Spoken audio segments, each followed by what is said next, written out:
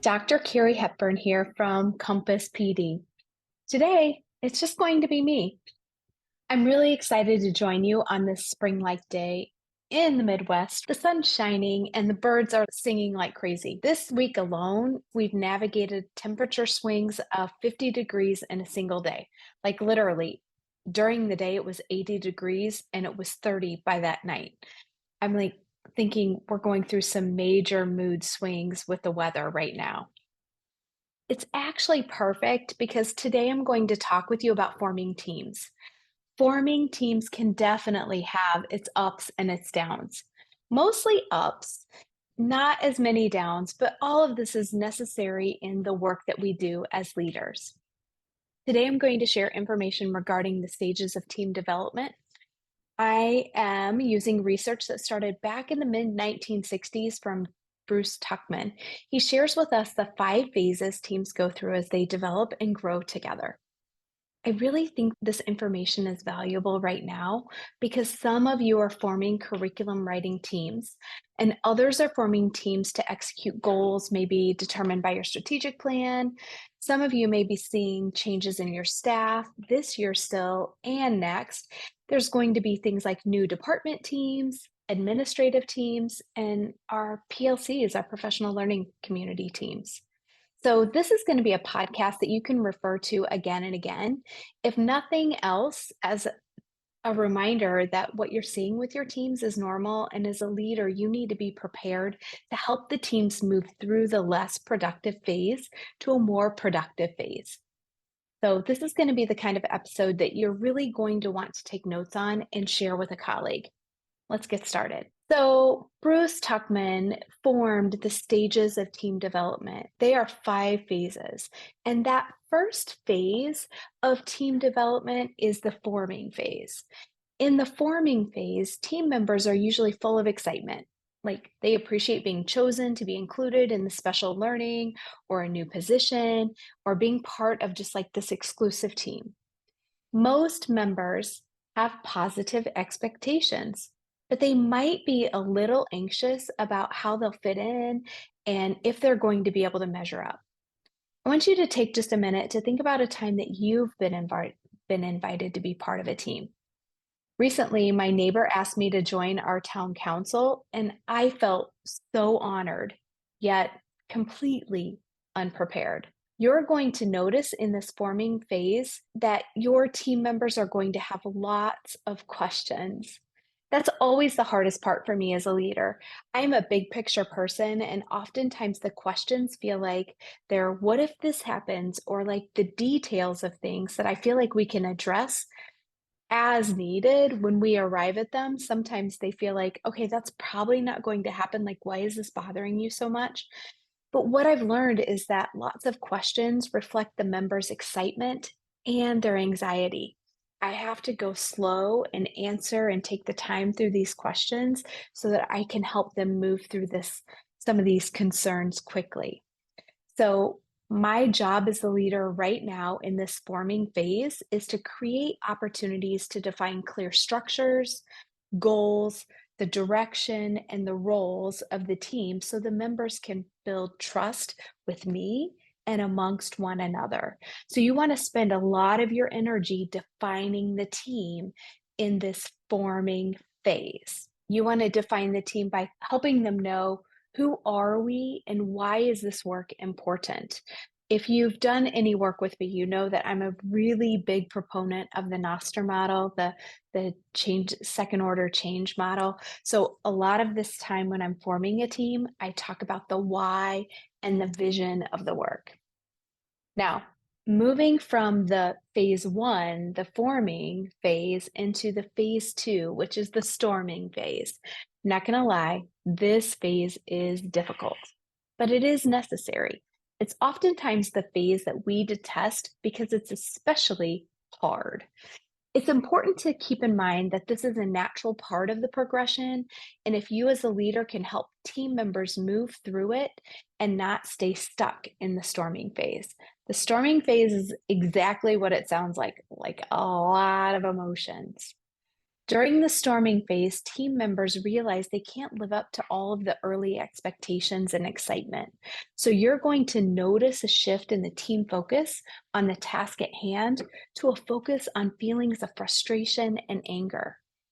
Some team members may begin expressing their inability to reach the goal. I see this a lot on curriculum writing teams. They argue over like the simplest use of a word or how a standard looks or a type of lesson would look with their kids, like their kids could or couldn't do it, or or how it just doesn't make sense. Sometimes what you're seeing is about being right, but a lot of times what you're seeing in this is a lack of knowledge, and nobody wants to be the person who doesn't understand it or get it. There's a lot of learning that's happening in this phase. So, understandably, when we're uncomfortable, there's going to be a lot of emotion.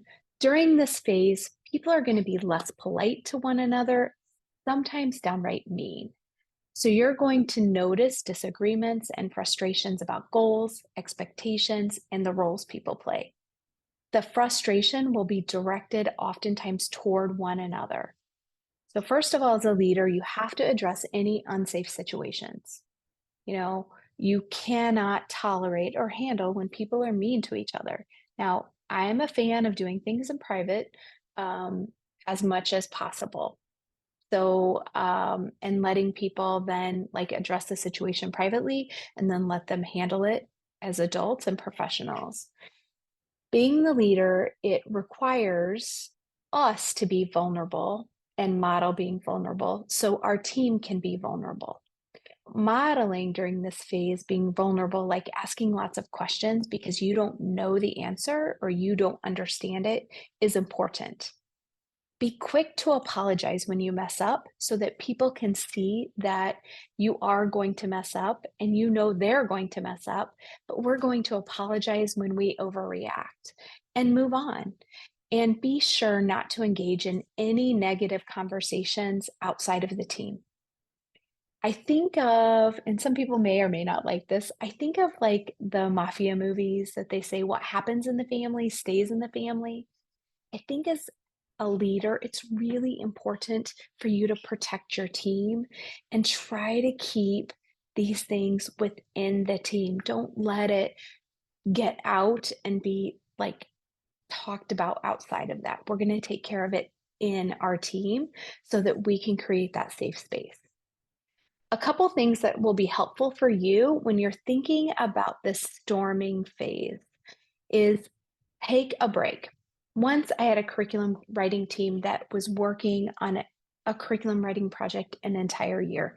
Literally, they were working nights, they were working after school, they were working weekends, they were working all breaks. Honestly, the task was ginormous and it was completely unfair. So I would do silly things because they would just get so tired and so frustrated with the process that we would come back to this phase often. So one time I showed up one day, it was after school, so they'd already done a long day of teaching. And I showed up one day with a happy lamp, like one of those lamps that you use in the winter time that like it's supposed to give you the sunlight so that you feel energized. Almonds, dark chocolate, and like cold energizing waters, like a whole cooler full of them. And I explained to them that like I had done all this research on how to get re-energized and focused. And so based on this research that I had found a few things like a happy lamp, almonds, dark chocolate, and energizing water could help motivate and energize and refocus us. I brought all those things for them to try to help get us revamped for the task at hand. Now, these weren't district approved or purchased with district funds. Appreciated it so much. We laughed about that for like 6 months. When times are tough and hard, call Carrie because she'll bring the happy lamp, the almonds, the dark chocolate, and the energizing water. So sometimes it's little things like that that can help re-energize, can be a little break that can get them, focused again. Other times you have to think about breaking down that big goal into smaller steps, smaller tasks. So think about what you know about backwards design and developing a plan backwards with your team that way. And honestly, probably the most critical thing is that you might, during this storming phase, need to develop skills within your team. Some skills may be for doing the work, like increasing their knowledge and their ability on what is necessary in order to do the work at the high levels. But other skills could be on managing conflict. So you're not going to regret taking a breath and developing the skills of their knowledge skills and their conflict management skills, because that's going to be something that's going to be necessary to get you out of this phase and into and through other phases. So let's leave that storming phase, phase two, and move into that norming phase. Leaving, I know the storming phase is always a welcome relief. You're going to know that you're in the norming phase when you notice the team is resolving their discrepancies on their own. When your team is in the norming phase, they set flexible and inclusive norms, they set expectations. You're going to notice that your team is more comfortable expressing their feelings with one another. I know when my team members want to push back on something I've said, they'll just flat out say it now. They'll say, Carrie, I want to push back on you regarding what you just said because whatever their reason is. And as team members learn more and more about each other, they'll learn the language that's needed to ensure they're being heard and that the information is being taken the correct way, not incorrectly. In the norming phase, criticism becomes constructive and it's welcome. I know as a leader, I always welcome feedback that makes something better. So this phase, the norming phase, is really critical. You're also going to notice in this phase your team is making a conscious effort to resolve their problems and achieve group harmony. There will be an increased willingness to share ideas and tasks and ask one another for help. Team members will focus on revisiting ground rules and practices or revising them as they need to. The team has kind of their own language, and then they start doing private jokes, and that develops a more cohesive family kind of feeling. The energy during this phase is shifted more towards production. It really is an exciting time for the team because they're seeing the purpose and the importance of the work. And as they start to leave this phase three, this norming phase, they're going to move into phase four, which is the performing phase. And here's the deal. We really all want to be in the performing phase, right? Some teams navigate through the storming phase faster than others, but it takes a conscious effort on your part to help your teams move from the storming phase to the norming phase into this performing phase. I need you to know, though, that each phase is important because it teaches us something. In this performing phase, your team members start to feel the satisfaction in the group's progress. They are aware of their own strengths and weaknesses and that of their team members. The team feels attached to one another as if their goals are for the greater good. There's a confidence in their abilities and of their team members' abilities.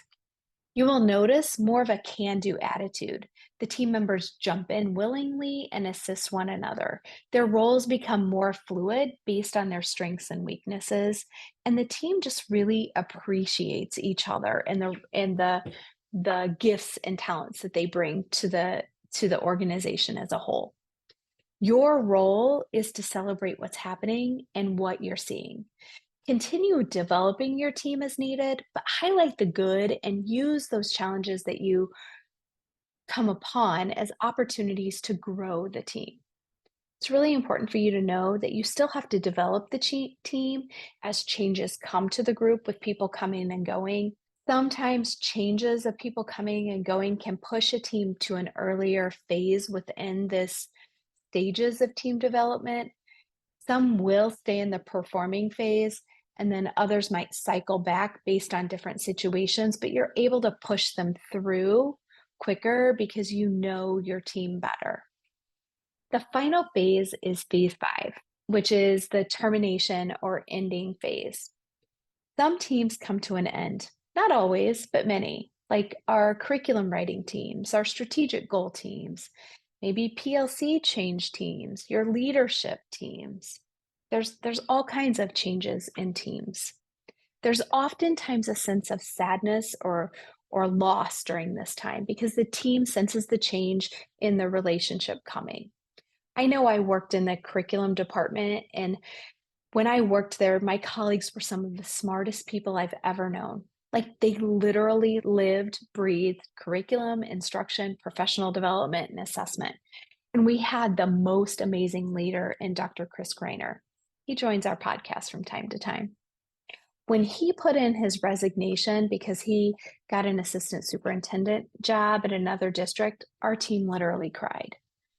When you have a trust, a vision, a camaraderie, and a strong belief in the work that you're doing, the ending, the loss, the termination of a team can be a time of loss, of grief. And that's exactly what my team was feeling. We knew what we had was special, and likely we would never have it again. Now, there are other emotions that can happen when it comes to the ending of a team. There can be a satisfaction at the job well done. I've experienced that a lot with curriculum writing teams or train the trainer professional development models. But know that you're going to go through like lots of different emotions of happiness and sad, missing those that you've grown so close to, and an excitement though at the idea of people seeing our work. During this time of ending in the termination phase of your teams, what you will notice is productivity is going to drop. It's really hard to stay focused. So your job as a leader is really going to be to motivate the team so they're able to complete the deliverables and provide a sense of closure to the work. As a team, evaluate the process, think of the lessons that are learned, and after all that, take time to celebrate. I've had teams go out for dinner. We've celebrated other ways where I've brought in like fun party items like horns and hats and cupcakes and stickers to have like a little party. Most importantly, celebration of one another and the incredible work that your team has produced. A final reminder, the 5 phases of team development are absolutely normal. As a leader, it's important for you to recognize which stage your team is and provide ways to help them navigate their feelings, their behaviors, and the tasks at hand. So I want to kind of wrap this up because I know that was a lot. I do want to encourage you to look up Bruce Tuckman and his 5 stages of team development. There are so many resources out there that can be beneficial to you, and I really hope that this is something that you will bookmark and share with a colleague. Take care and stay inspired, Compass PD community. Have a great